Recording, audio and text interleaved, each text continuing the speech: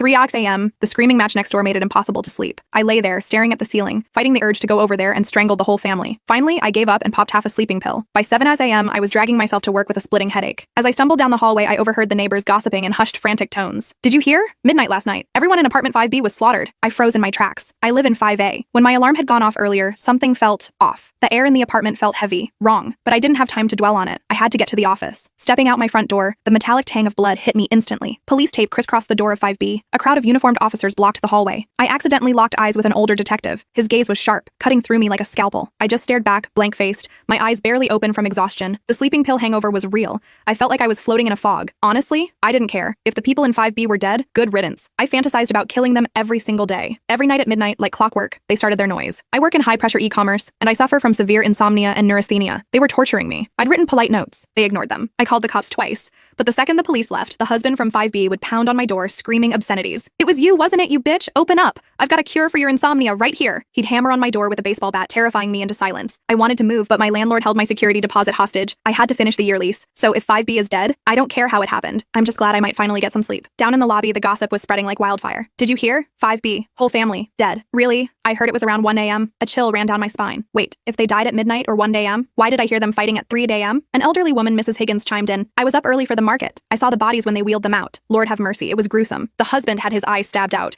face covered in blood. The wife had a knife in her chest. I gasped, the fog in my brain clearing instantly. I have a weak stomach. I can't handle blood or horror. Hearing the details made me nauseous. I covered my ears, rushed out of the building, and squeezed onto a crowded subway car, trying to drown out the world. That evening, I got home late, exhausted. I opened my laptop to put in some unpaid overtime when a knock echoed through my apartment. Police, open up. My heart skipped a beat. I'm a law-abiding citizen. I've never had the cops at my door. But considering I shared a wall with a murder scene, it made sense. I opened the door. A young officer and the older detective from this morning stood there, sizing me up. Can I help you? I stammered. The older detective, Detective Miller, smiled tightly. Just routine questions, ma'am. Don't be nervous. Do you want to come in? It's a bit messy, I offered. Here is fine. You are Emily Vance? What do you do for a living? How long have you lived here? Do you live alone? Yes, I work in e-commerce operations. Been here 6 months. I live alone. Where were you last night at midnight? I grabbed my laptop and showed them the timestamp. 12:06 a.m. I just finished work, shut the computer, and went to bed. The young officer scribbled in his notepad. So, after midnight, you were alone with no alibi. I frowned. Technically, yes. But are you suspecting me? Just because I live next door? Miller shrugged. Standard procedure. We have to ask everyone. How was your relationship with 5B? Terrible, I admitted. They were loud. I called the cops on them before. You can check the records. Miller nodded, a smirk playing on his lips. We will. We verify everything. I took a deep breath. I had nothing to hide. Officer, when exactly did they die? The neighbors said midnight,